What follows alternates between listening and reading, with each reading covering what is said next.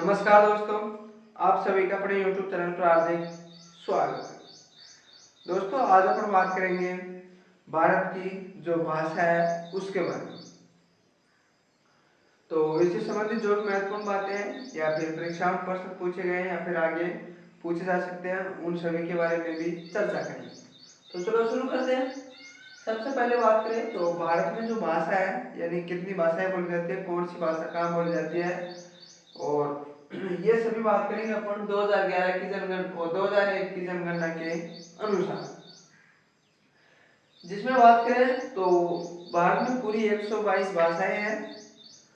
और अगर बात करें कि भाषा किसे कहते हैं, तो अपने मानव ने अपने अभिव्यक्ति या फिर विचारों का आदान प्रदान का जो माध्यम बनाया था उसको भाषा कहते हैं। और बात करें तो 234 मातृभाषाएं हैं। मातृभाषाओं का अर्थ होता है जो बालक अपनी माँ से सीखता है उसको ही क्या कहते हैं, मातृभाषा।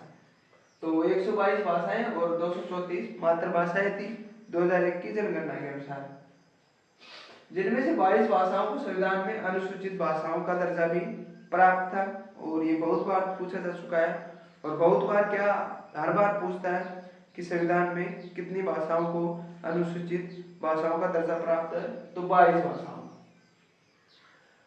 तो दोस्तों, ये थी भाषा के बारे में महत्वपूर्ण बातें। आप देख लेते हैं कौन से राज्यों में प्रमुख रूप से कौन सी भाषा बोली जाती है, क्योंकि ये भी कई बार पूछ लेता है, कोई भाषा का नाम दे देता है फिर 4 ऑप्शन में राज्यों का नाम देकर पूछता है कि निम्न में से कौन से राज्य में ये भाषा बोली जाती है। तो सबसे पहले बात करें पंजाब में, तो पंजाब में बोली जाती है पंजाबी, सीधा सट पता पड़ रहा है।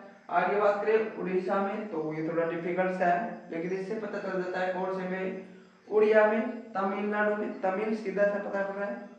महाराष्ट्र में मराठी। तो इसको आप याद रख सकते हो कि भाई मराठा जो राजवंश था शिवाजी का, वो कहाँ पर था, वो भी महाराष्ट्र में था। और मराठी भाषा में कहाँ बोली जाती है, महाराष्ट्र में। बात करें गुजरात में, तो गुजरात में गुजराती, इसमें तो कोई दिक्कत ही नहीं है। और जम्मू कश्मीर में कश्मीरी।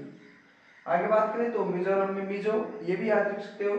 मणिपुर में मणिपुरी, और राजस्थान में राजस्थानी। आगे बात करें तो असम में असमिया, इसमें भी कोई ज्यादा दिक्कत नहीं है, इसको भी आप याद रख सकते हो।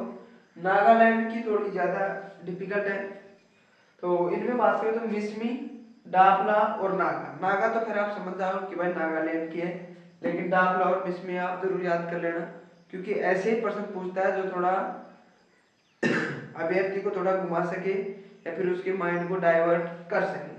तो मिसमी और डाफला को याद कर लेना, दोनों भाषाएं कहाँ हैं, नागालैंड या उसके आसपास के क्षेत्र में बोली जाती है। और नागा से तो पता चल ही रहा है, नागा लैंड। और अगर आपको पूछे कि नागा पर्वत, तो ये है उत्तराखंड में। और अगर आपको पूछे कि नंगा पर्वत, तो ये है जम्मू कश्मीर में, अगर बात करें पर्वतों की। लेकिन अपन बात कर रहे हैं भाषा की। आगे बात करें तो अरुणाचल में, तो अरुणाचल में बोली जाती है खासी। और आपने पर्वतों के बारे में जब पढ़ा होगा तो वहां पर पढ़ा होगा कि भाई गारो, खासी, जैन या पहाड़ी कहाँ पर है, तो ये थी अरुणाचल और असम की तरफ। तो आप अगर आपको पर्वत और चोटियां याद है तो कोई दिक्कत ही नहीं है कि भाई खासी भाषा कहाँ बोली जाती है, अरुणाचल प्रदेश और उसके आसपास के क्षेत्र में। तेलंगाना की तेलुगु, आंध्र प्रदेश की भी तेलुगु ही है वैसे, और बंगाल की बंगाली, ये भी सीधा से पता लग रहा है। और मलयालम, ये भी थोड़ा डिफिकल्ट है, इसको भी थोड़ा एक दो बार कर लेना, याद हो जाएगा। मलयालम बोली जाती है केरल और कर्नाटक और लक्षद्वीप समूह के आसपास के क्षेत्र में। वैसे ये नहीं है कि ये सभी भाषाएं एक राज्य तक सीमित है, लेकिन मुख्य रूप से या फिर मुख्य के अंदर ये जो राज्य है वहां पर ये इन भाषाओं का। और लास्ट में है नेपाल।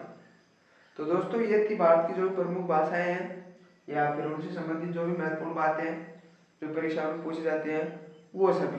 तो आई होप आपको वीडियो जरूर पसंद आया होगा, और अगर आपको वीडियो पसंद आया हो तो वीडियो को लाइक जरूर कर देना। और अगर आप स्क्रीनशॉट लेना चाहो तो स्क्रीनशॉट ले सकते हो। धन्यवाद।